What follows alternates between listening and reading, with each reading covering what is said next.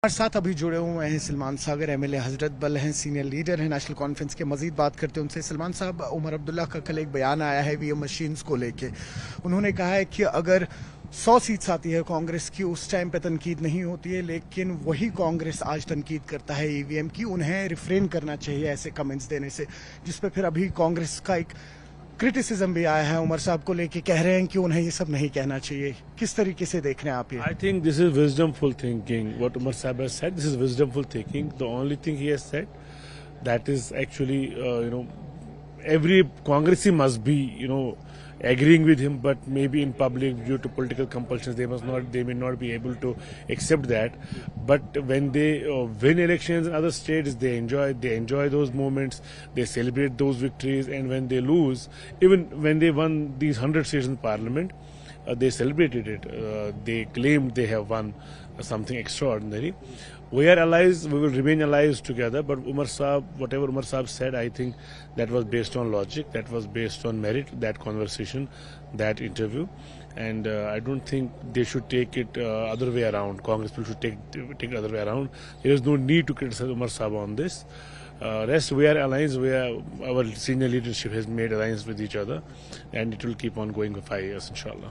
सलमान साहब, बिल एक टेबल हो रही है जो वन नेशन वन इलेक्शन को लेके, जो रीऑर्गेनाइजेशन एक्ट है उसमें थोड़ा सा अमेंडमेंट की जाए ताकि वन नेशन वन इलेक्शन के जुमरे में जम्मू एंड कश्मीर भी आ जाए। अब देखिए, अभी थोड़ा प्रीमेच्योर है, बिल्स आ रही हैं, डिस्कशंस होंगे।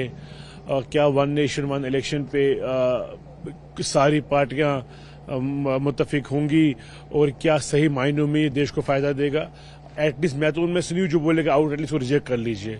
लेकिन देखना है, सुनना है, समझना है चीज़ों को, ये बहुत बड़ी बात है। ये पोस्ट इंडिपेंडेंट इंडिया में एक ऐसा फैसला है जो बहुत बड़े फैसले में शुमार किया जाएगा। वन नेशन वन इलेक्शन छोटा मोटा फैसला नहीं है कोई, तो इसलिए इस फैसले पे बिल्कुल माइन्यूटली थ्रेड बेस्ड डिस्कशन होना चाहिए।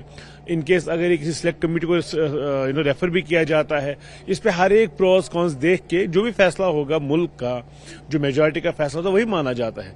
लेकिन ये फैसला सबकी सहमति से होना चाहिए, क्योंकि हर एक इंसान में स्टेक होल्डर है, हर एक पार्टी में स्टेक होल्डर है।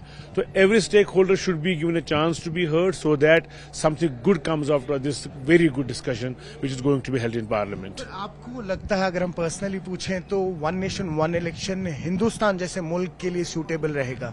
आज की डेट में लगता तो नहीं है, डजंट लुक लाइक।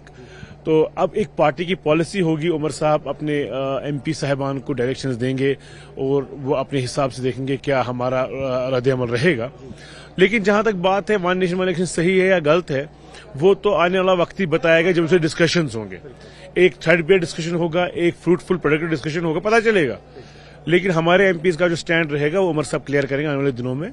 तो let us see how it works. Thank you. आपने सुना एमएलए हजरत बल और senior leader Jammu Kashmir national conference के सलमान सागर को। न्यूज़ 18 के लिए श्रीनगर से जहांगीर अजीज के साथ में सरोज कफील।